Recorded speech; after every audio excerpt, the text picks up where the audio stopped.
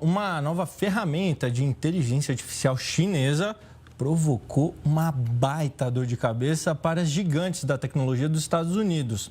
A startup chinesa DeepSeek lançou um programa de inteligência artificial mais barato e avançado, abalando concorrentes americanos como o ChatGPT e derrubando as ações das gigantes de tecnologia na Bolsa de Nova York. O prejuízo estimado, sabe de quanto que é? R$ 1 trilhão. Vou repetir de novo. R$ 1 trilhão aos magnatas da tecnologia que tiveram esse prejuízo por conta do DeepSeek. Para a gente entender por que isso e se nós estamos vendo a hegemonia americana começar a cair no quesito de inteligência artificial, quem vai chegar aqui no Hora News é o Arthur Igreja, especialista em tecnologia e inovação. Arthur, muito obrigado. Já é nessa linha que eu quero ver. Estados Unidos está perdendo hegemonia, Arthur? Bom dia. Olá, bom dia, Pedro. E olha só, na verdade é US$ 1 trilhão, então nós estamos falando de quase 6 trilhões de reais. É um impacto realmente colossal. O que acontece é o seguinte, os Estados Unidos acreditavam que tinha uma liderança praticamente inabalável, mas já faz bastante tempo que a China investe muito pesado em inteligência artificial e vale lembrar que lá tem muito menos regras, eles são muito mais permissivos com a coleta dos dados e com o treinamento da inteligência artificial. Mas até então não tinha um aplicativo que tinha se espalhado pelo mundo inteiro.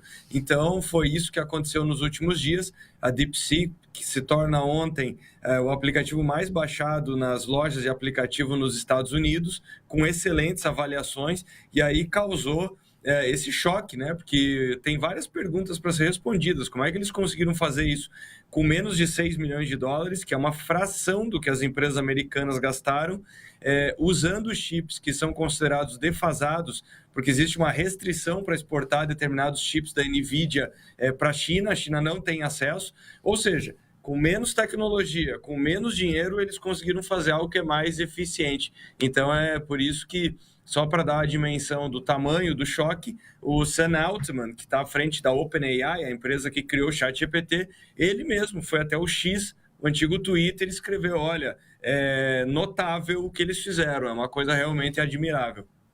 Realmente chama a atenção pela questão financeira, né? Eu queria que você explicasse um pouco melhor para a gente que, querendo ou não, inteligência artificial a gente sabe que está no nosso dia a dia, mas em alguns momentos pode parecer algo distante, algo muito até de ficção. Então eu queria que você traduzisse para a gente, Arthur, por favor, qual que é a dificuldade desse desenvolvimento, né? Porque, traduzindo e resumindo, os Estados Unidos gastaram bilhões e bilhões e bilhões com alta tecnologia para desenvolver o ChatGPT, que a gente sabe que é muito famoso. Só que os chineses, como você bem disse, usaram uma tecnologia muito inferior, chips bem inferiores e mesmo assim conseguiram o mesmo resultado. Então isso é algo realmente que balança e muito o mercado, né, Arthur?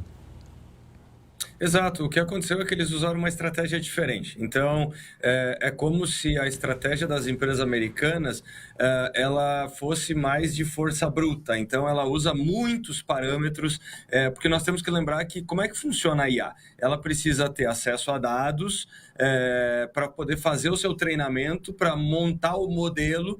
E aí é esse modelo que as pessoas usam. Então, eu, você, qualquer pessoa que está nos acompanhando aqui, quando a pessoa vai lá e pede alguma coisa para o ChatGPT usa isso que a gente chama de motor da IA, usa esse modelo para gerar resposta. Então, é por isso que os modelos são cada vez mais complexos, são mais completos, são maiores, são mais poderosos para gerar respostas, para gerar imagens, para gerar vídeo, enfim, todas as atividades que a IA hoje em dia consegue fazer, ajudando as pessoas a trabalhar, por exemplo. Só que os chineses desenvolveram uma estratégia em que o aprendizado e a forma como a IA produz as respostas, ela usa menos parâmetros, então ela vai escolhendo uma trajetória mais assertiva, como se ela gastasse menos energia para fazer aquilo. Então, assim, eu vou fazer um comparativo aqui, uma metáfora para tentar explicar, é como se o algoritmo americano, digamos que a pessoa entra num supermercado e ela está procurando um item, ele passa por todos os corredores do supermercado para chegar no item. O algoritmo chinês ele já consegue, primeiro, olhar qual é a seção, aonde está o item, e aí ele percorre uma distância menor.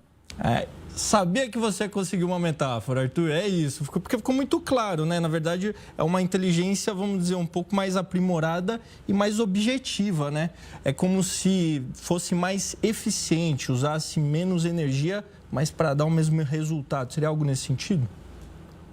É precisamente isso. Então, eles conseguiram usar algo, e lembrando, né, é um modelo que, como ele é código aberto, ele é open source, muitos pesquisadores ao redor do mundo, ou até mesmo as empresas americanas, agora vão poder incorporar parte ou a totalidade dessas técnicas. Então, é por isso que chama muito a atenção que a DeepSeek está causando, porque, na verdade, ela mostra que existe um outro caminho. E ela mostra que ainda não era um mercado plenamente dominado. Ou seja, essa história da IA que se torna muito popular de 2022 para cá, nós temos que lembrar que é só o começo dessa história. É como se fosse a internet na metade dos anos 90. Então, ainda nós vamos ver novas empresas. Nós vamos ver muita novidade, ou seja, está tudo muito no começo. E assim seja também, né? Essa concorrência para a gente, consumidor final, acaba sendo muito vantajosa, né? Arthur, eu queria falar de uma questão também a respeito da inteligência artificial. No começo da entrevista, você falou a respeito do coleta de dados, que na China é mais branda. Qual que é essa diferença? E também a gente sabe que as inteligências artificiais, elas têm uma espécie de barreira, né? Justamente para não ultrapassar ali alguns parâmetros de segurança. A DeepSeek também tem essa mesma segurança? Essa é uma excepcional pergunta, Pedro, porque quando o assunto é aplicativos chineses, nós estamos vivendo aí um debate gigantesco, não só nos Estados Unidos, mas no mundo todo. É até por isso que o TikTok chegou a ser banido. Por exemplo, quem trabalha em agências governamentais em inúmeros países, como a Austrália ou até mesmo os Estados Unidos, não podem usar o TikTok porque existe a suspeita de que existe uma sinergia muito grande com o governo chinês e que essas informações seriam coletadas e distribuídas. Enfim, você tem essa permissividade e esse aspecto da segurança. Por isso que a minha recomendação em relação a todo mundo que está testando, por exemplo, o DeepSeek, é levar isso em conta e ter muito cuidado na hora de compartilhar informações que podem ser sensíveis. Lembrando que no começo da OpenAI isso também aconteceu. A OpenAI sofreu uma série de críticas, especialmente na Europa, justamente porque a política, aquela história, os termos que todo mundo concorda e ninguém lê, as letras miúdas, tinham várias questões relacionadas à privacidade e segurança. Então, é um tema que é muito importante. Até porque os dados atualmente valem e muito dinheiro, né, Arthur? Nossos dados valem ouro, de certo modo, né? Exato, porque eles nos representam, né? Então é assim que a tecnologia aprende quais são as nossas preferências.